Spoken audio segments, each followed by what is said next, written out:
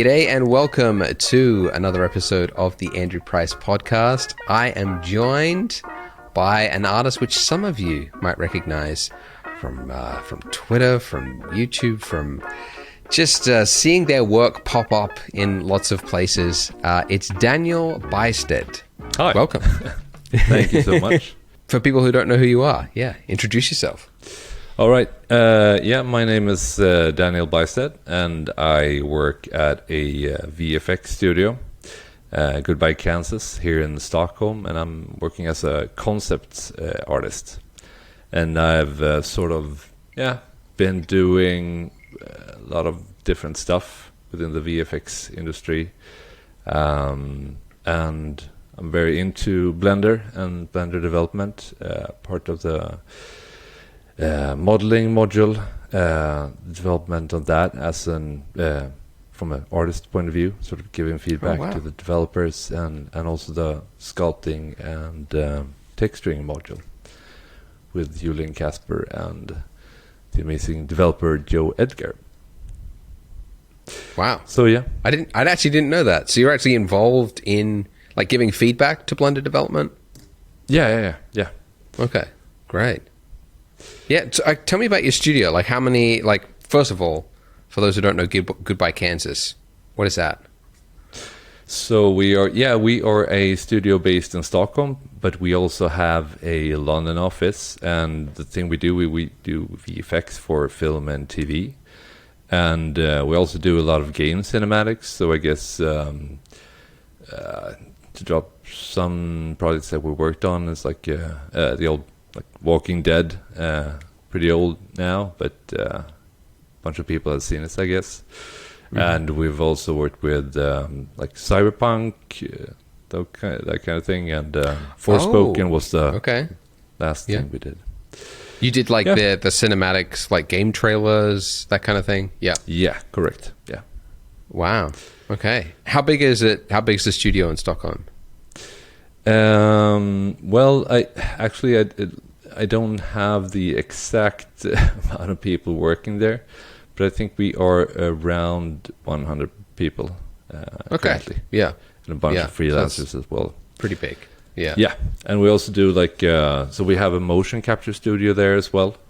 So it's the biggest here in Sweden, and we do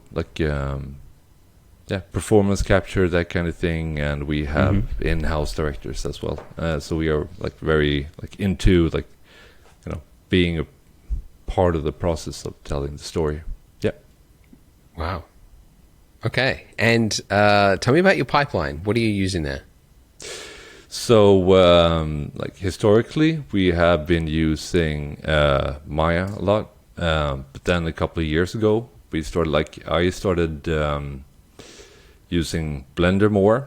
I think this was back in, is it 7 years now? It's I lose track of time, actually. I always have to go back to my ArtStation, check when I started. Was it, what was the version that you started?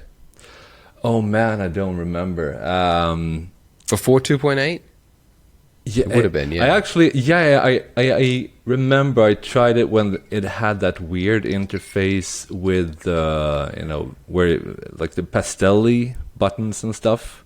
Do you remember that version? Oh, before 2.5. So yeah, it was back in 2007, I think. But I was okay, this is interesting but weird. And I didn't touch it for a very long time. Then I picked it up again because I was interested in rendering actually, and how it worked there, and sort of discovered how amazing it was in all the other aspects, like modeling, for instance. I really loved it there.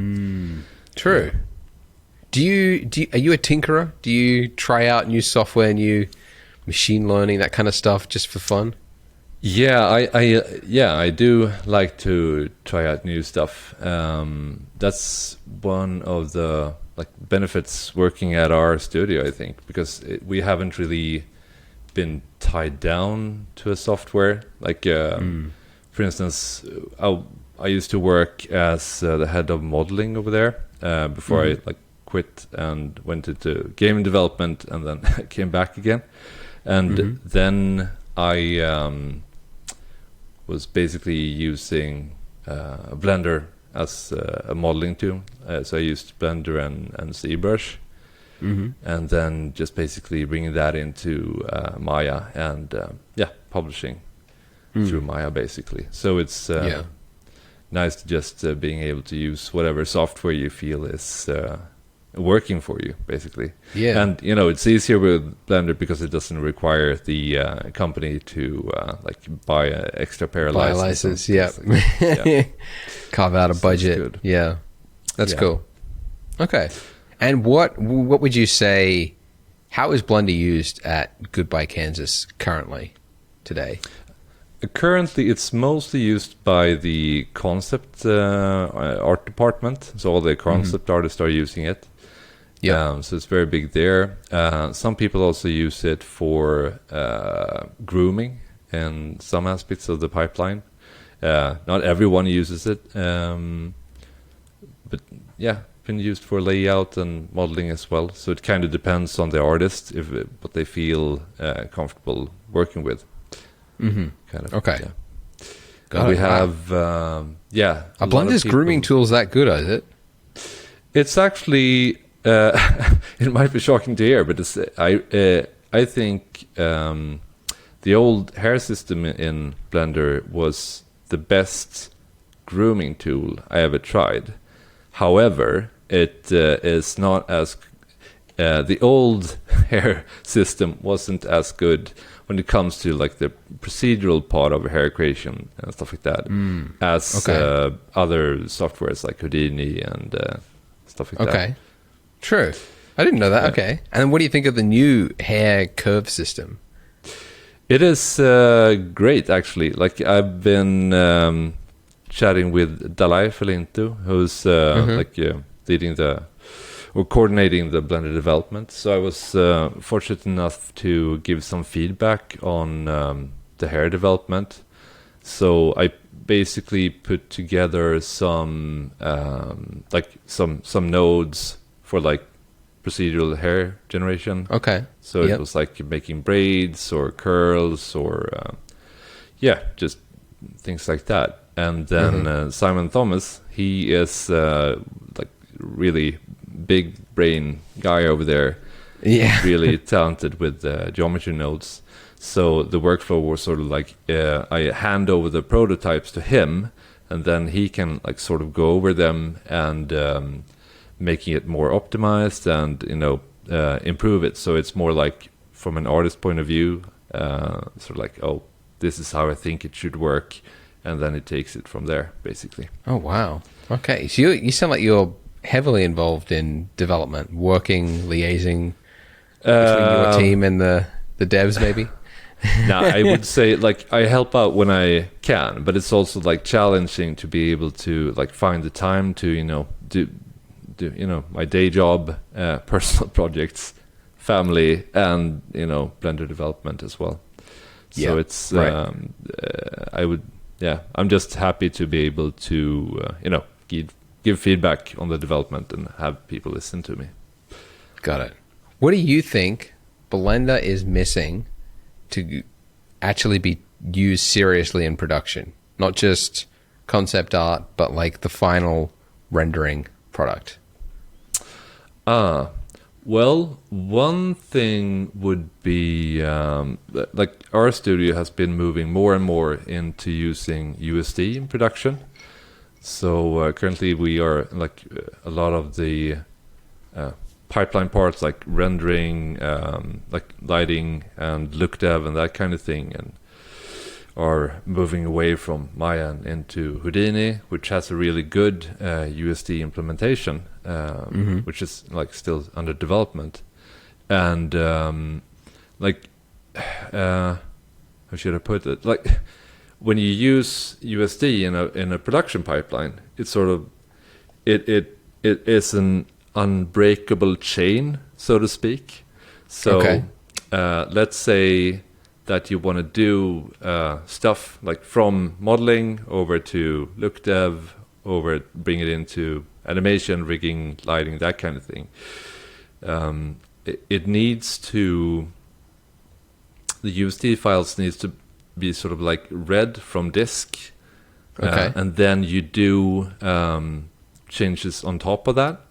So you can, like, for instance, in a scenario, you might bring in a looked at assets in your lighting scene, and you say like, oh, I didn't like this version of the model.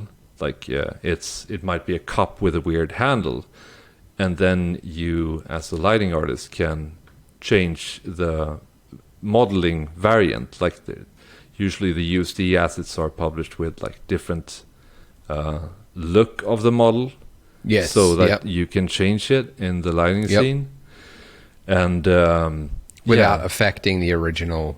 Yeah, correct. And also, like, all the changes that you do are not like destructive changes, but they are stored as an opinion, I believe it's called.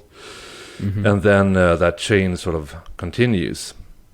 And the way, like, Blender has implemented USD in terms of like importing and exporting, but it doesn't have that connected chain, so to speak. So it wouldn't make sense to use Blender currently in its like USD implementation in a strict USD pipeline for lighting, for instance. Sorry, it was like a long answer, but yeah. Okay. And So that I'm would be very curious about USD. First of all, for those who don't know what USD is, they're probably, I mean, it's not the currency we're talking about, obviously a file format. What advantages does USD have over the previous solution? Well, I think that, the previous solution that we implemented at Goodbye Kansas was that we used Alembic for geometry, basically. So we would publish our geometry as Alembic so that you could bring it into Houdini and do simulations and stuff like that with it. The strict, like, if you model a character, for instance, like when you publish, it would publish a different number of file formats. So it would publish a Maya binary, for instance, and also Alembic and FBX if you wanted to work in a real-time project with Unreal, for instance. But like all of these other solutions are just using different file formats for geometry, right? But using USD, like, I'm not an expert on USD, right? But at least I know a bit more, perhaps, than someone who doesn't use it. Yes. So the benefit of using it is that you have a controlled chain to the entire pipeline, so you can track changes and do stuff non-destructively to like animation, for instance, that comes into your lighting scene. Interesting. I hadn't actually thought of the benefits of USD being that you can make non-destructive changes. I knew that was part of it, but I didn't realize that was like the big thing. I thought it was more so just the fact that it's pretty cross-compatible across softwares. Yeah, exciting times. It's how long have you been? Yeah, how did you get to where you are today? Let's hear your story. Yeah, I started with CG pretty late, I'd say. Like, I started studying when I was like 27. I worked at a cinema before that, and I just wanted to do something different. You worked at a cinema? Yeah. Like what? Like sweeping the popcorn? Yeah, of course. Yeah, I've done that, sure. And okay. Like, sitting there registered, and then I was like manager for the day and working as HR person as well. Okay. In the end, wow. Yeah. And then I went to school here in Stockholm, studied CG, met a lot of like cool people who are my friends today. Yeah. And, What year was this? 2007 was the year I started. Okay. Yeah. So and then I went off, and in 2009 we were finished, everyone, and then the recession hit, so it was a really bad time going out in the workspace and getting a steady job, that kind of thing. And I started working at a pretty small animation studio, working in commercial, so it was very tight deadlines and projects and stuff like that. But it's a very good kind of learning ground for just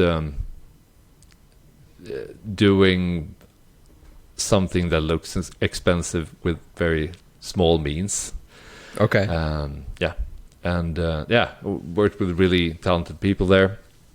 And then I did some freelancing on the side as well, for Milk, I believe they're called. A VFX studio in London. VFX. Yeah. And then I went over to Bleck, which later on merged with Fido VFX, and we basically became Goodbye Kansas. So true. I didn't know that. Yeah. Okay. Wow. And then, so you were you were there from the start of the studio. Yeah. The Goodbye Kansas named studio, but Fido VFX had been around for years before that. Yeah. Yeah. But and the people who started Bleck was there. A couple of friends of mine. They started 1 year earlier, and then I was recruited, and True. tagged along with them. Yeah. Okay. And then you started doing what when you were at Goodbye Kansas, and then what do you do now? What's your role? Ah, right. Oh, yeah, I should have said that. At Bleck, I was a character artist, and I continued doing that for a pretty long time. And then I became head of department of the modeling department. So it's basically trying to both making sure that all the artists get to develop and work with stuff that they are really into. So I'm a person that likes environment a lot. I want to do that, and sort of try to develop everyone's skill set, and making sure that they are happy in the workplace, and then working together with all these individuals to sort of try to define what we need to do to develop our skills, and also the pipeline, how we can get better, that kind of thing. So it's one of my colleagues, Jonas Skog, he's really, really good at faces. So it was he was really responsible for the human assets and working on that kind of thing. Mm-hmm. Got it. Okay. But it was when I worked at with commercial, it was I was started with modeling and doing look dev and stuff like that, and then during the recession they had to let the rigger go. So then it was we don't have a rigger, Bystedt, now you have to rig, because that apparently Oh, nice. So it was very weird stuff. So you would be bounced around doing different things that you hardly know. Right. Learning as you go, kind of. Got it. Is there a big VFX industry in Sweden? Well, I would say that there's a lot of talented artists here, and good studios as well. I think Sweden is mostly known for a lot of game development. So you have DICE, who developed Battlefield, and true. Goodbye Kansas is well known, and we also have ILP, Important Looking Pirates. Okay. Got friends working there, and they're doing stuff for a lot of famous Netflix and Disney shows. Sure. So yeah, they worked on the Star Wars titles and things like that. Sure. Okay. Yes, surprising amount coming out of Sweden. I wouldn't have expected it, but yeah, it's interesting. Here's a question: what is like in a VFX production, a show or a movie? You mentioned you were like the modeling department. You were the lead of the modeling department. How do they choose or decide when to build something internally versus just using an asset library? How often do you use asset libraries or marketplaces? Right. No, we use that as much as we can, as long as it fits the project.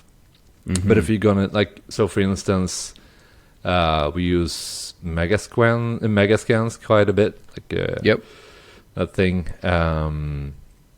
But there's not always the possibility of finding the asset that you need for the project, and it might also not have the same art style that is, the goal for the project as well.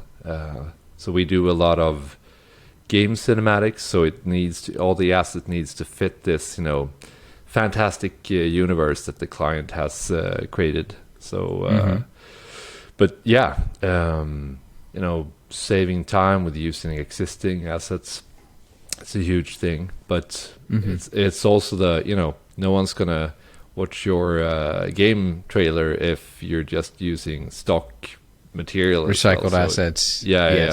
So but for as long as it's useful, definitely it saves a lot of time. Right, got it. So would you say it's mostly used for like background props, not the hero props, obviously? Yeah, 100%. We always try to we think it's really important to do the hero assets ourselves. So and a lot of people are really into working with characters or creatures, doing grooming and very putting their love into that work. Right, got it. Yeah. Okay, interesting. Yeah, I was personally curious about that myself. We've always been curious at Polygon, the VFX industry, how much do they actually use libraries? It's interesting to hear. Yeah. And we have our own internal library as well, so that's super useful, especially for if we create a bunch of characters through all the projects. It's really useful to just pull them out and use them as background or mid characters after redressing them and things like that, if it's possible. Yeah, got it.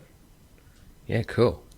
Switching gears quite a bit. A lot of young people listening to this podcast. Let's say you've got a young artist who is very new to 3D. Maybe they just did my donut tutorial and they're like, I want to work at Goodbye Kansas or ILM one day. And let's say you were training them and you only had a year to train them to become employable. What would the training regime look like? Where would you start? What would you I think I would start with the things that are achievable. So if you start, if you're doing something new, you were starting out in modeling and looked at that kind of thing, would be environmental assets.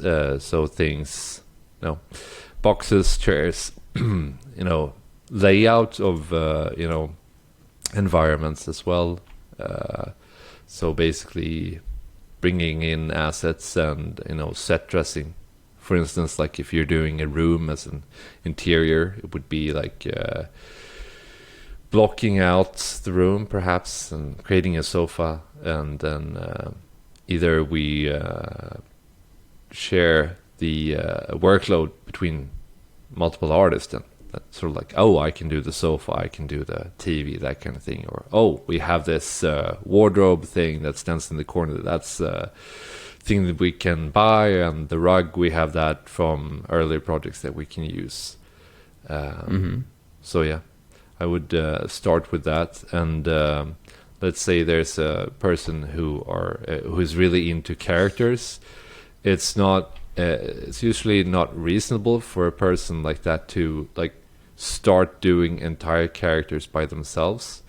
So they would likely start by doing clothes, using perhaps Marvelous Designer, that kind of thing, or modeling parts of a character, perhaps a bag or shoes, that kind of thing, or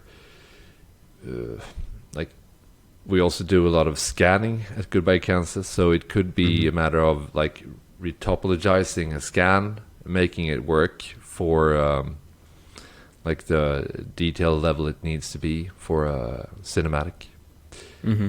So that kind of thing. And one thing I really believe strongly in is that you should like have a core thing that you do, like, so for instance, modeling, but you also should be interested in look dev and do that thing as well. So you're always like but it's much harder to be, oh, I'm a modeler, but I'm also super passionate about animation. It doesn't really lie close to the other things that you do within the pipeline. So it's I would say it's really useful to have people that are generalists in a sense. Then when you look at bigger studios, that it becomes less of a thing, right? There you have more like, oh, I am an environment artist. I purely model environment assets. I don't do anything else. I don't do look dev. Or you could have like a person who's like, oh, right.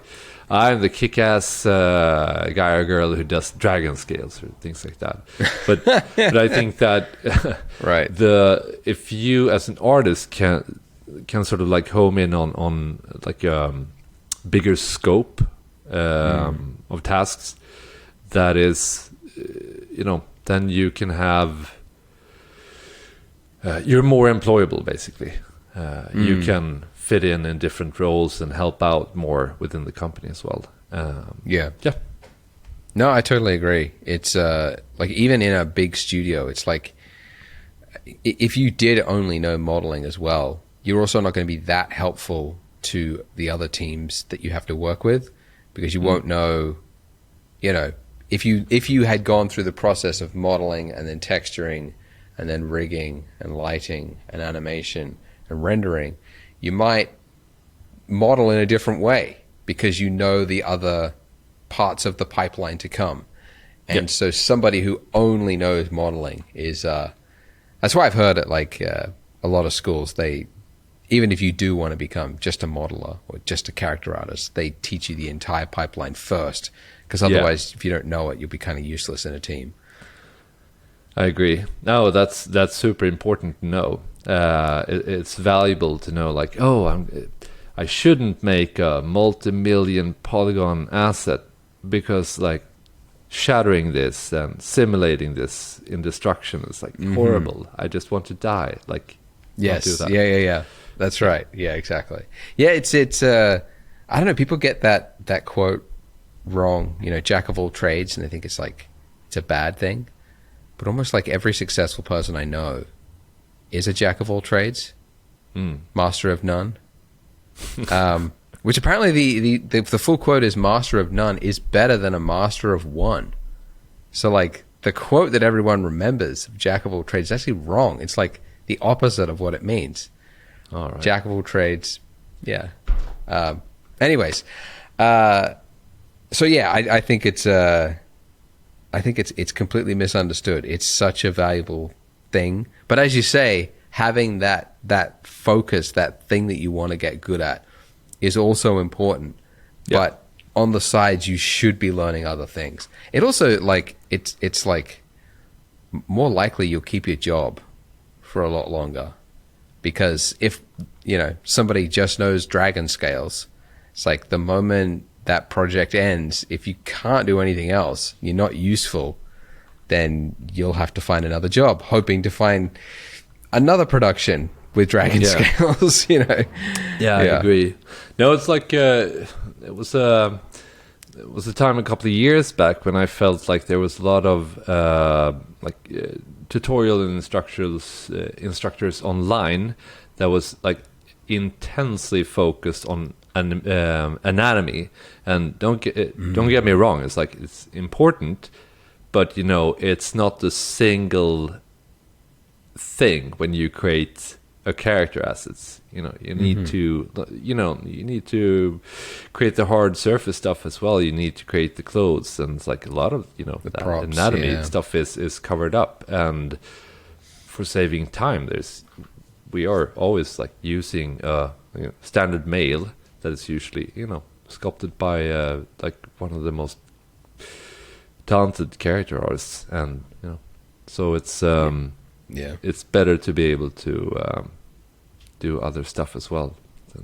Just that. Pro tip for artists: learn how to use your time efficiently. If you are spending time making a shader that you've already built 100 times before, that is time not spent somewhere else more important.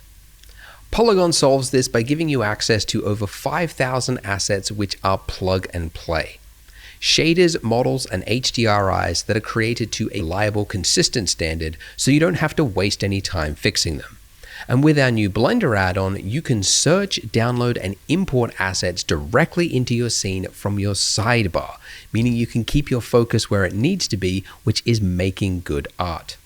You can try 100 assets for free by clicking the link in the description, or by going to Polygon, POLIIGON.com, and signing up for a free account. Oh yeah, I remember you were into asking about AI as well. Oh yeah. Scary big subject.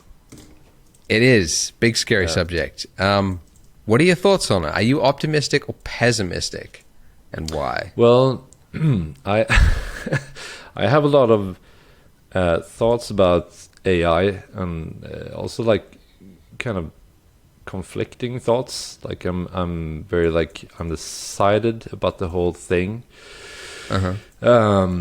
Like on the positive side, I think that like in the industry we have already worked with machine learning and AI for several years. Like just an example is Substance Sampler, right? It has been using AI for those kind of filters Long as time. well. Yeah. So it's like, but that wasn't a thing until Wasn't a controversy. yeah, exactly, because it was it was more aligned to be a helpful tool for artists. But now that we see these applications that can create entire images based on a prompt, then it's like, what do we need you for, like to create concept art, right? So like on the, I guess on the positive side, it's sort of like during humanity there has been evolution in technologies, right? And as long as it's helpful for people, and saves times, it's usually good. But on the negative side, like I've seen a lot of these AI artworks, which seems to there's people on Twitter who's like, oh, here's an original image and here's the AI created image, and you can see that there are aspects of the image that is basically just copy pasted, and it becomes it becomes tricky out of a copyright aspect, right? Yeah. I looked into the whole creation process because I didn't really I wasn't well read up on it, and it's interesting because I heard these stories about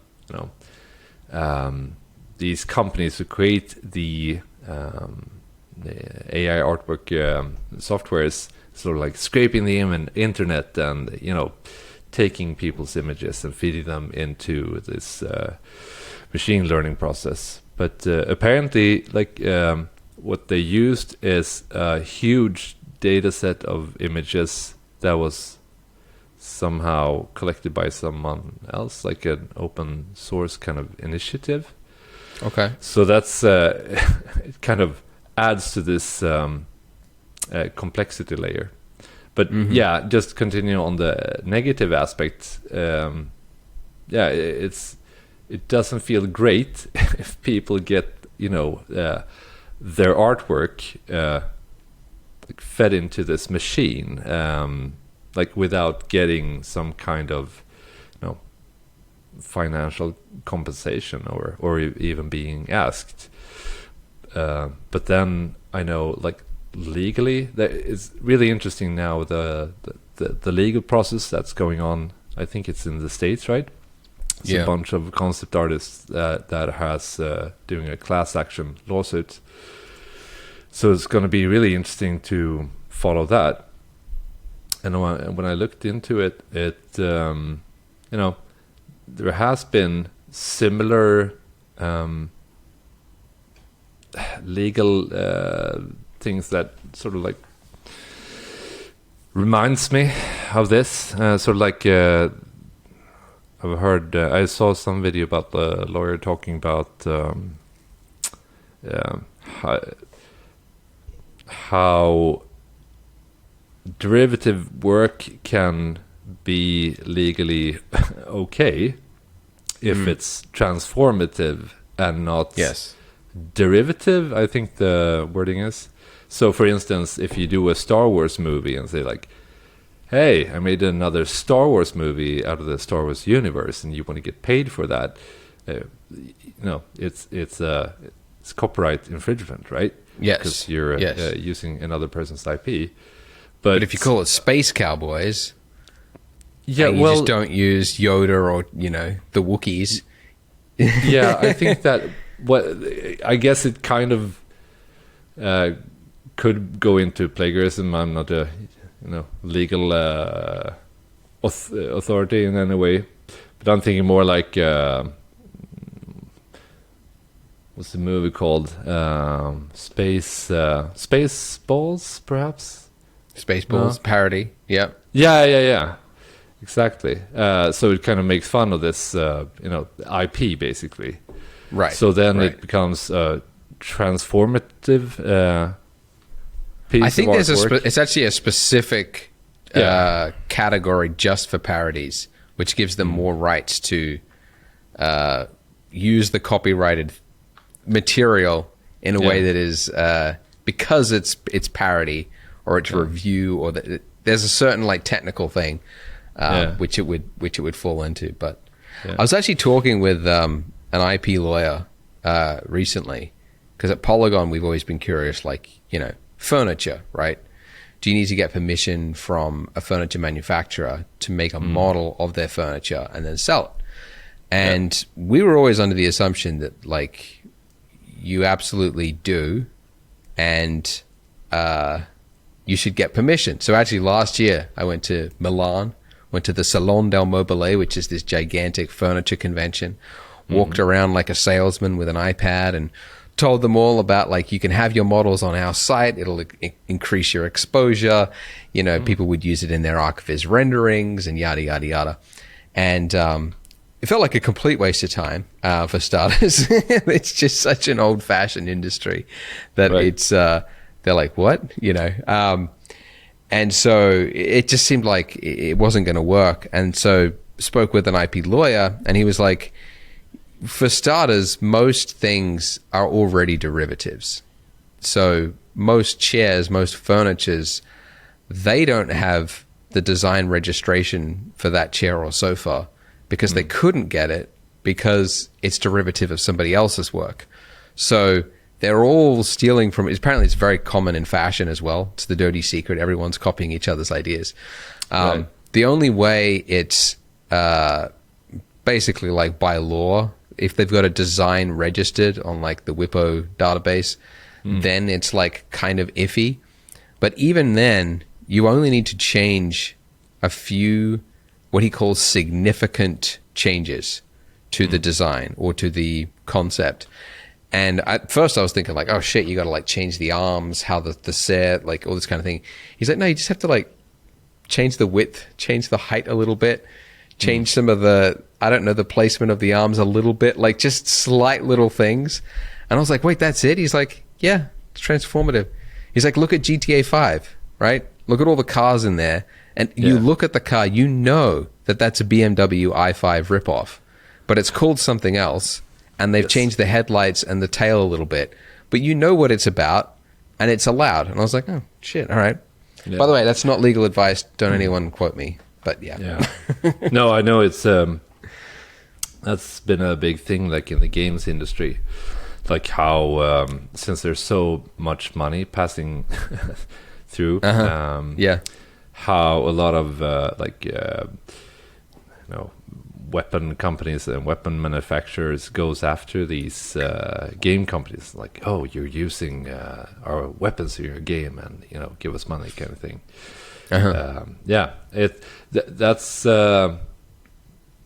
I think it's just bizarre, kind of like it sort of hinders people to create creative works,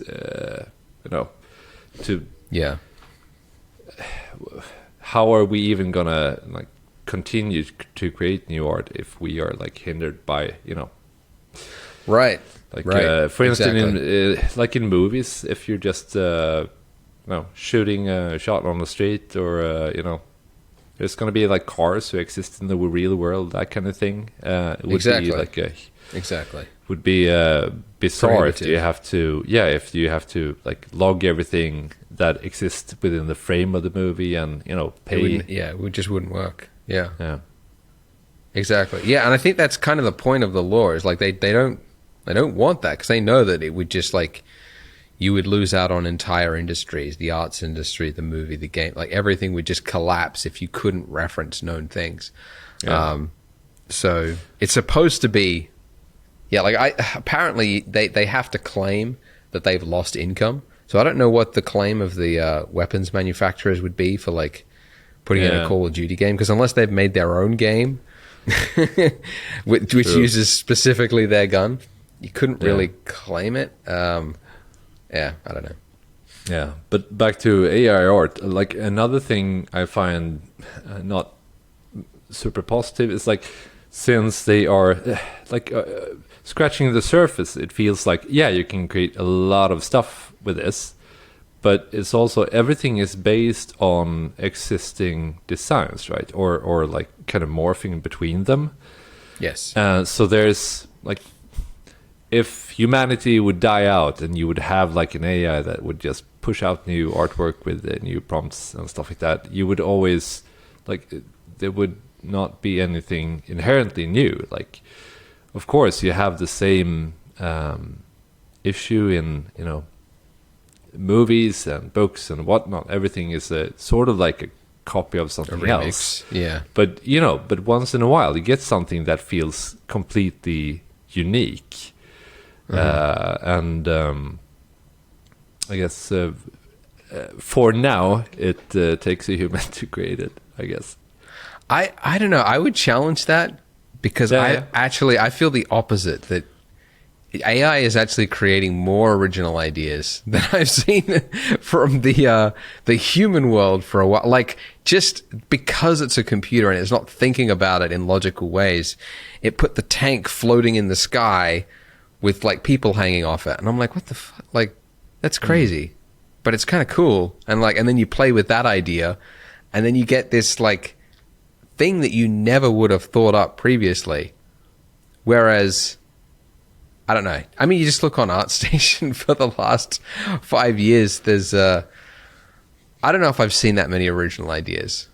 I think, yeah, of course. I mean, we are as artists, we are also like guilty of, trying to, copy or make the same type of look as another artist that we kind of admire. Like, look at hard surface design or fantasy. Like, there's definitely a lot of works that derives from Tolkien and Lord of the Rings and stuff like that.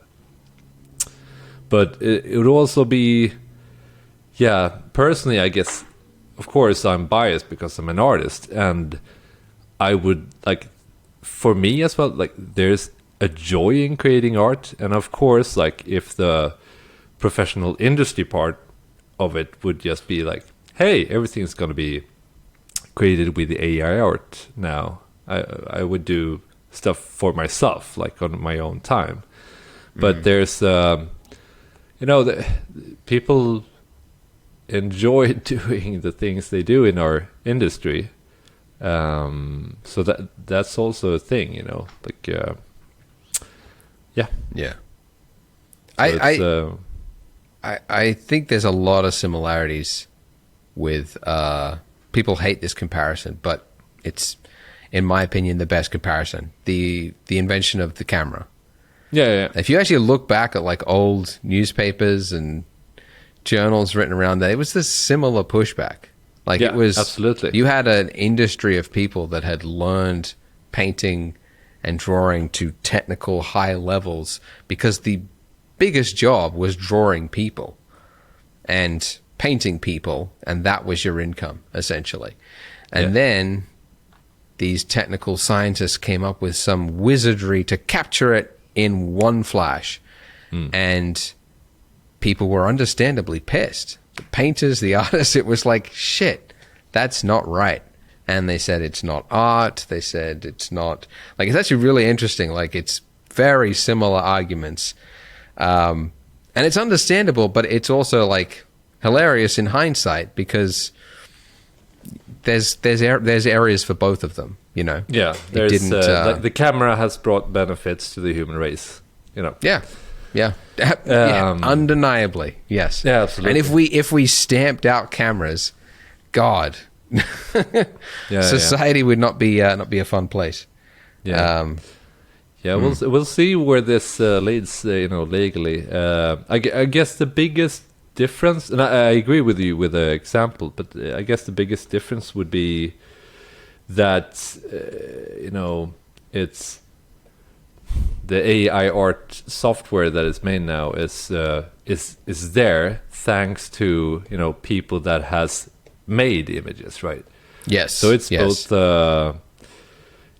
both photographers, painters, illustrators.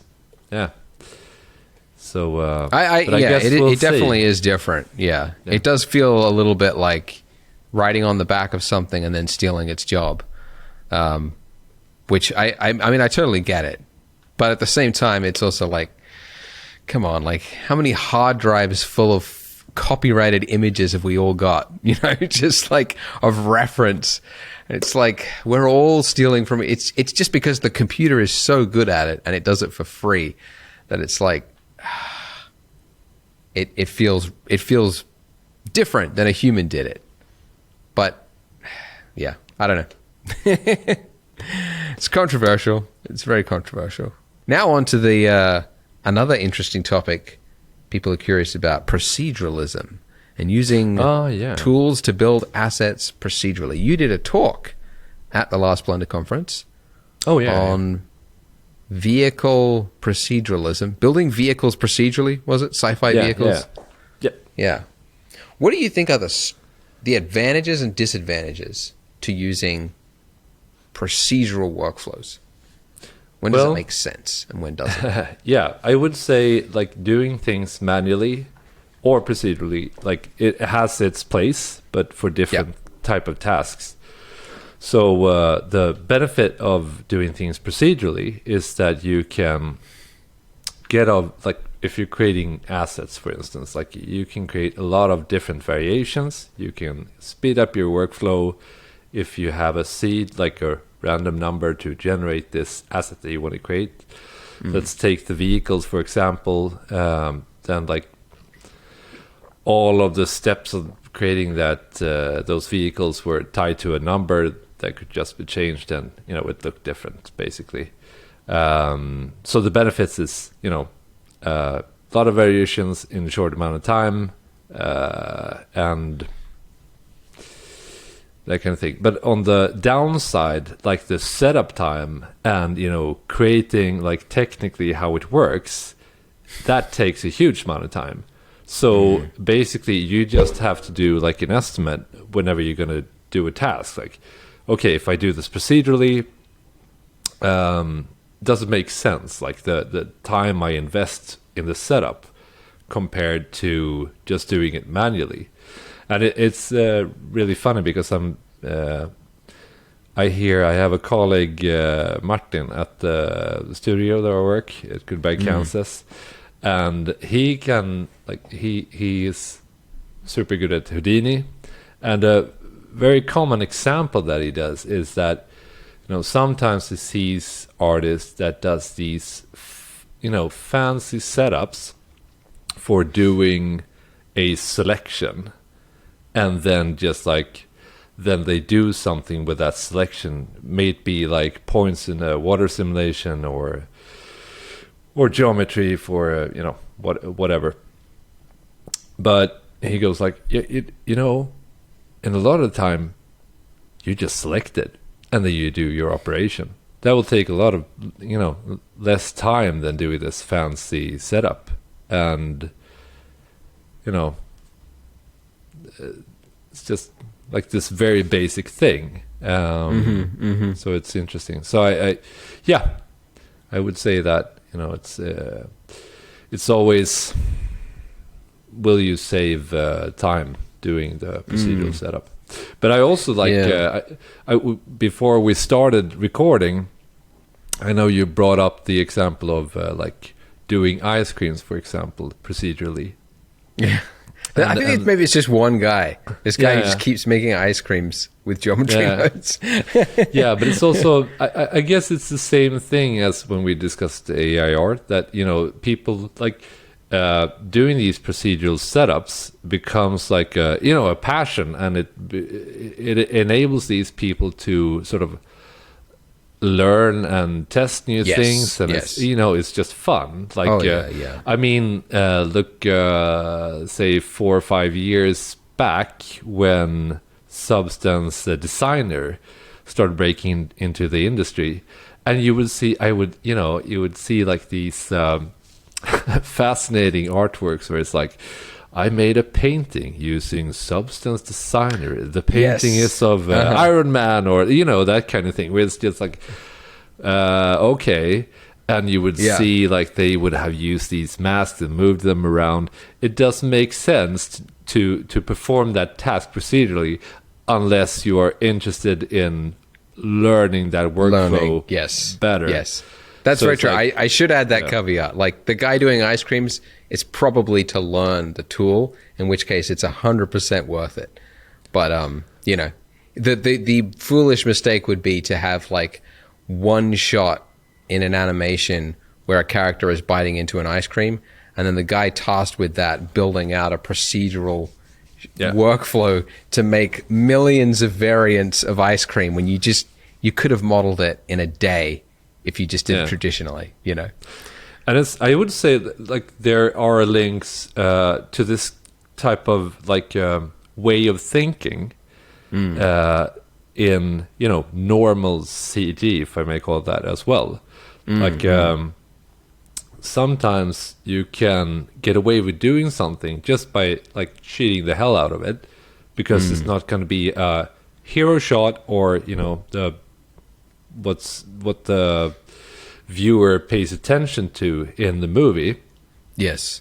And then it enables you to, like, if you cheat that, doing it in a simple way, you can focus on doing the money shot or the hero asset, spend more time on that. Like, a very concrete, interesting example I saw is that movie that was released earlier, it was last year, Everything Everywhere All at Once. Yes. Yeah, great movie. Yeah.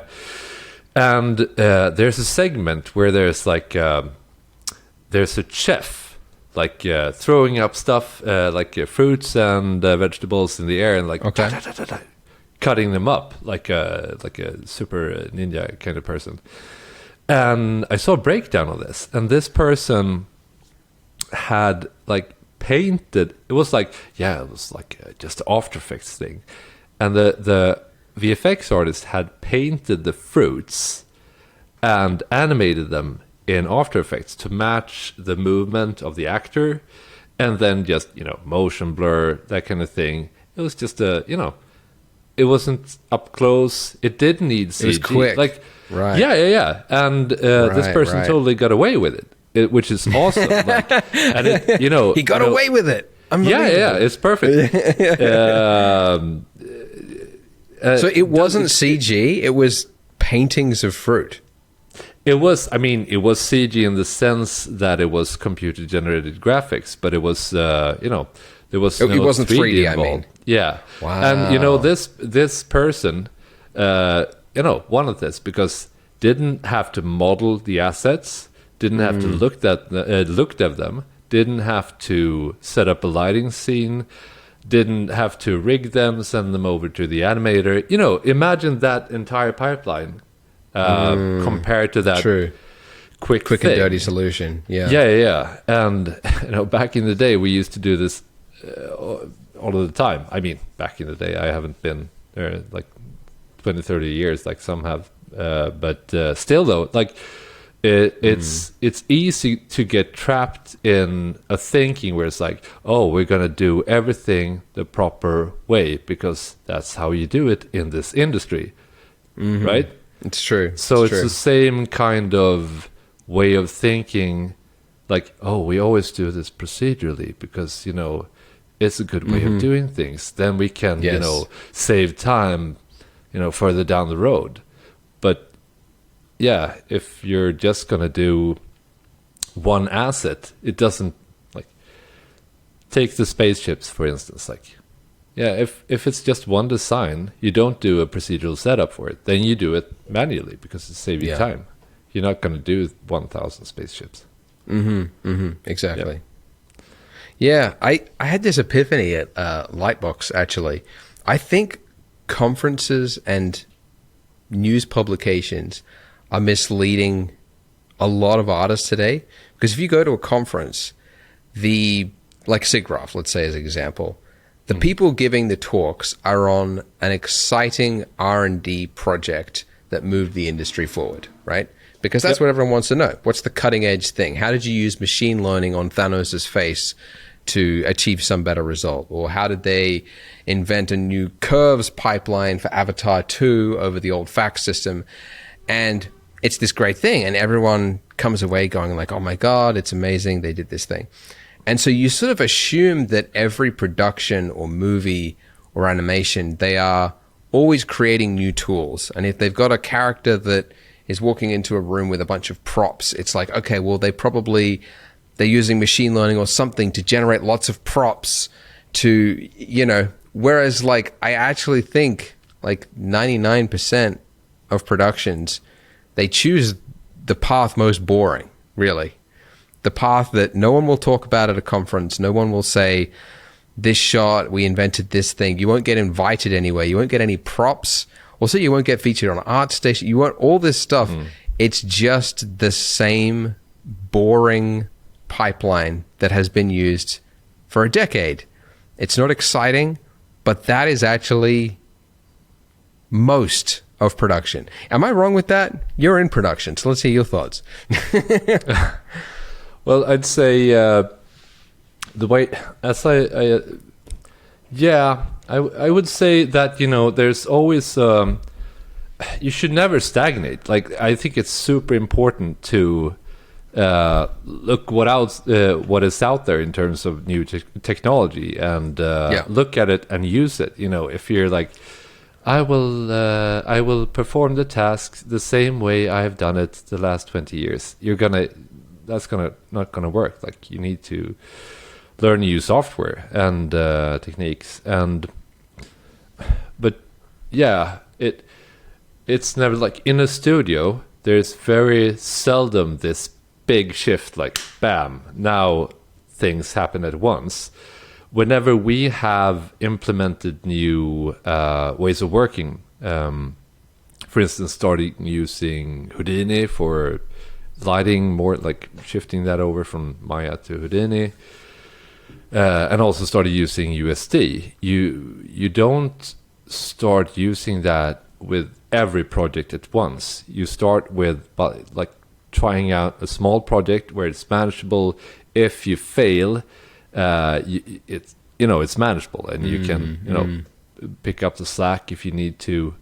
But that's kind of how I feel about that. It's important to push and do testing new things. Because if you don't, and also I think it's super interesting to always, even if you are doing the same type of task, it's very interesting if different artists approach it differently, right? Because the different artists that are using different workflows can then sort of compare it to one another. Like, oh, this way of doing this worked a lot better and it saved me time. Oh, that's interesting. Maybe I should do that the way you're doing it instead. Yeah. No, it's definitely like, and I'm glad that, you know, ILM and Weta and all those people are moving the industry forward. I guess it's more so just the, maybe it's just, it overstates how frequently it happens in production, maybe. That you're not always inventing new pipelines and new tools for a standard shot. It's just the old-fashioned, boring way that no one gets to do a talk on. You know what I mean? But having said that, of course, as you say, there will be tools. There will, you know, Substance Designer comes out, and it's a new workflow that you should learn. But I don't know. They're kind of separate. Like, there's the learning side of things that you should keep up on the industry and what's changing. But then production is like, what is actually the cheapest way to complete this shot? Yeah. Do you see AI taking any particular jobs in VFX in the next few years? Jumping back into AI again. Right. I mean, I think there's a lot of tasks that artists would love machine learning and AI to take from to them, do. you know. Yeah, absolutely. So like UV topology, people, I know there are some people that really enjoy that, but I don't understand them. And also like working in compositing, you know, keying out elements. Yeah, exactly. Keying out hair, Jesus Christ. I mean, I can't imagine. I remember seeing like the behind the scenes clips of King Kong where you have all the rotor artists working in the jungle and moving leaves and stuff, and you're just like, Jesus. Yep. Yeah. Those so roto, kind of that kind of thing. Retopo. Yeah. Another one people want AI to do. Yeah, absolutely. I think that replacing part of images, sort of like whenever you see on television now, you see these parts where they blur someone's shirt or a logo somewhere, like using AI to sort of like image replace that instead of using blurring. Oh yeah, that's true. Things like that. I definitely think re-aging, stuff like that, for performances of, let's say, younger actors turning older, that kind of thing, or vice versa, which is, I guess, is harder to do, like making Al Pacino look like a 25-year-old. But that feels like something that would be useful, because creating face replacements in 3D digitally, it's so challenging. And you always see like, yeah, I see what you guys done a really good job here, but it's like 90% there, kind of thing. Yes. I did actually hear, like, Jurassic World Dominion. They did a really interesting one where they had, like, Chris Pratt was like driving a motorcycle down this thing, and because of COVID they couldn't actually film him on the bike, so they had to have a different person riding the bike through the thing. And then they used a digital double to put Chris Pratt's head on the stunt, as is typical. But then I think they used machine learning on top of it, like a deep fake on top of the digital double to give it more life. And I was like, what? It's kind of interesting. New pipeline. Yeah. It's also tricky when it's one of these proprietary sort of like implementation of machine learning. It's not a widespread kind of thing, like in an application that is available for everyone to use. Then it becomes more like understandable and used widespreadly in the industry as well. Yes, I mean, there's so many like tasks like uppressing of images and also like interpolating images. Like let's say you have a shot where you just want to slow down the time to be more like either if you want to have a higher FPS, for instance, or if you want to slow down time with the same FPS, that could be done with AI. That's useful. Yes. Yeah. But but I agree. Like these big blockbuster movies where high fidelity is really a thing. Yeah, I can for sure see. I understand the argument that if you freeze a frame, zoom in, you're like, I see what you did there.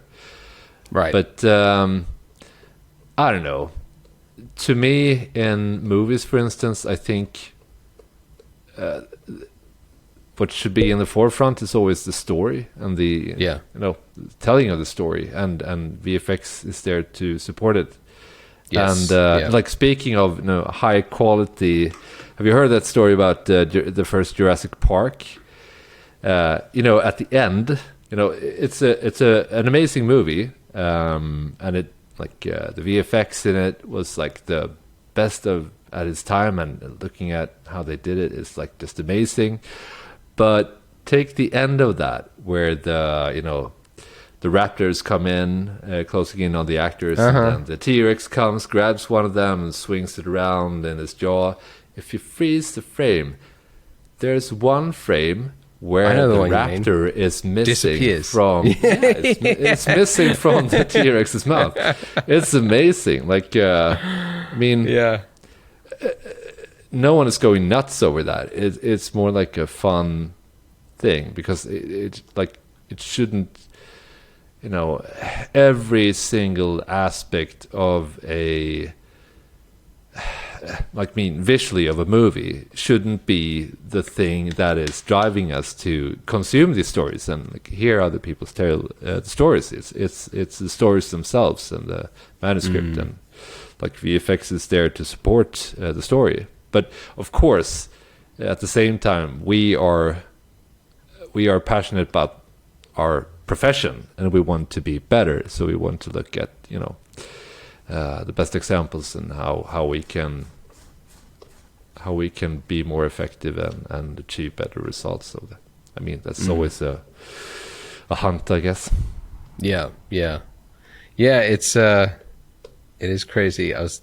You said it should be story first. I don't know if you saw Jurassic World Dominion. That was the weakest part of the Jurassic World. Was the story? I've never seen that. Which one is that? The one that just came out last year. Oh, okay. It's a tragedy. It's I don't know. It's just a mess. Especially like the first half. I was like, my wife and I just like looked at each other and like, the fuck is going on? Let's turn it off. And I had to like come back the next day and just like, I'm gonna try to finish the movie. I was like, yeah. Oh, okay. Dinosaurs look great. Dinosaurs look great, but that's about it. Anyways, that might just about do us. Is there anything? Where can people find you? If someone wants to follow your work. I guess I'm an ArtStation. It's just you can search for Daniel Bystedt, and I'm also on Twitter. I'm using 3D Bystedt as my Twitter handle, so you can find me there. Also, I just realized I pronounced your name wrong. What? Oh no! I think it's hilarious. Like I love hearing English talking people like pronounce my name, because you always get something different each time. It's always a treat. Yeah, exactly. How do you say it? Bystedt. There's no L though. Where are you getting the L? Bystedt. There is no L there. It's Bystedt. Bystedt. Almost there. Yeah. Bystedt. Okay. Twitter, ArtStation. Exactly. Yeah. Lovely. Awesome. Well, it was great talking to you. Keep up the great work. Keep sending those notes to the Blender developers. I'm sure they appreciate it. And thanks for your time. All right. Thank you.